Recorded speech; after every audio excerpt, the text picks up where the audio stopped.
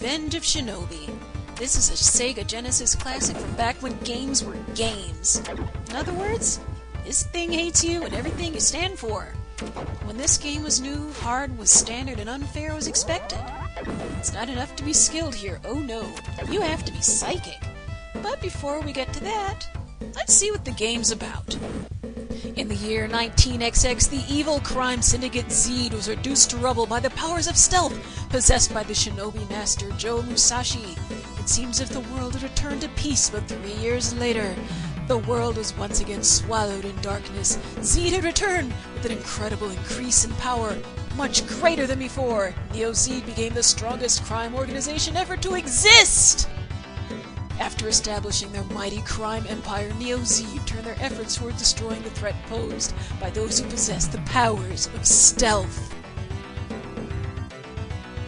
All the followers of the power of stealth were attacked and their chief was killed. Their chief, with his dying breath, told Musashi that Naoko, his bride to be, had been taken hostage by Neo Zed, so to get revenge for his comrades and bring back Naoko, Musashi set out for the heart of Zed. This is what's known as an excuse plot. Sure, it names your enemy and gives you something to aim for, but come on, it's a shinobi game. Most people aren't going to care about much besides the involvement of ninjas. Anyway, this game's pretty tough, especially when you're not used to it. You've got ninjas, bat ninjas, samurai, clones of Bruce Lee,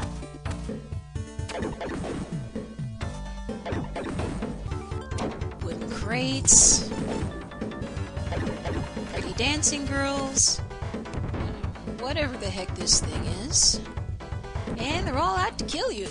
On top of that, this game just loves throwing things at you out of nowhere. Or more accurately, from some enemy that's just out of sight. Oh. Then there's the jumping.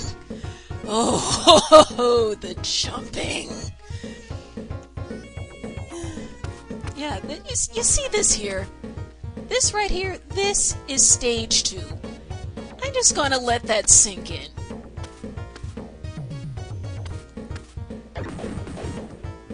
Oh, and this here, yeah. Oh, yeah, I can remember the first few thousand times I tried this part of the stage. The screaming, the crying, the controller throwing. Oh yeah, I remember it all. Good times. Good times. Oh, and what about this fun-filled outing in Stage 3 where the doors try to kill you? Yeah, a game that was totally called for.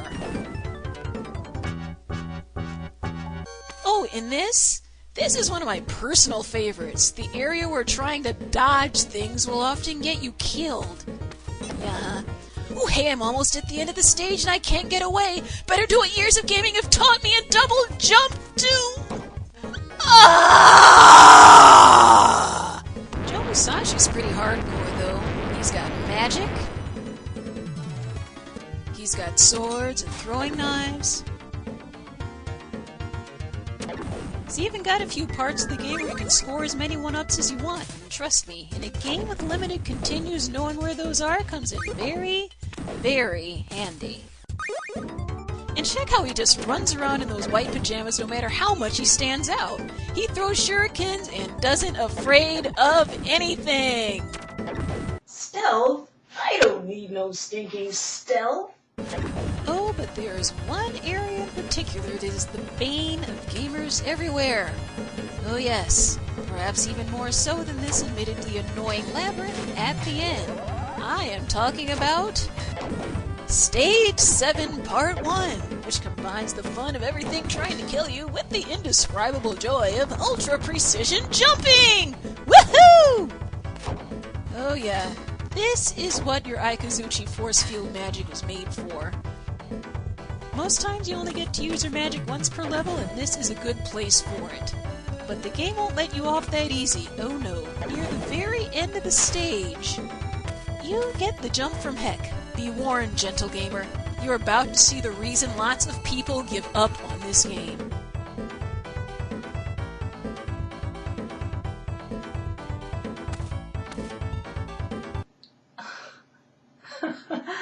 Look, unless you've played this game, you have no idea how hard that jump really is. My making that on the first try is about as likely as Johnny Depp walking right into my bedroom right this minute, whisking me off into the sunset and declaring his undying love.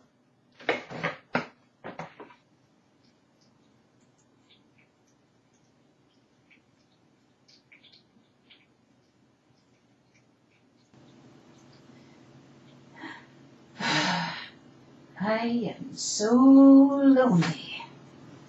Then there are the bosses. We've got a samurai, perfectly reasonable for a ninja game. We have a disco ninja. Okay, that's fine too.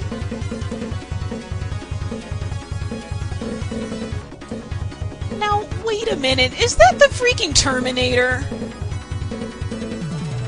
Spider-Man? What? And... oh...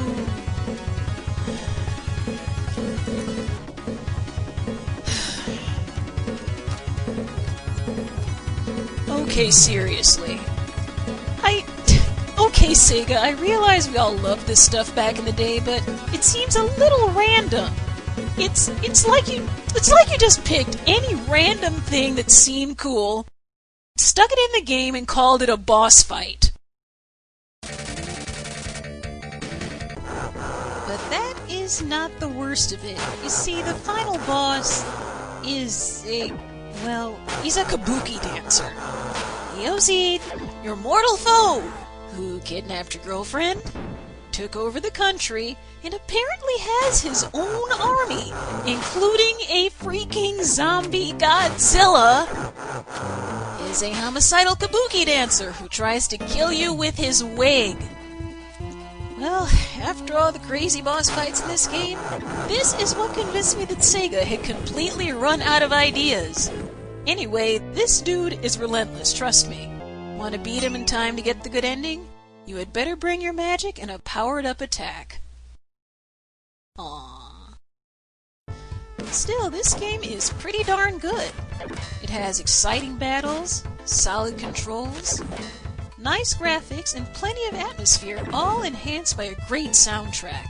The music runs the gamut from good to outstanding. It's put to perfect use in my favorite stage, Chinatown. Sure, it's just stage 6 out of 8, but as far as I'm concerned, this is Revenge of Shinobi's big reward. After all that turmoil, let's have some fun and enjoy it a bit, the same as I do when I play.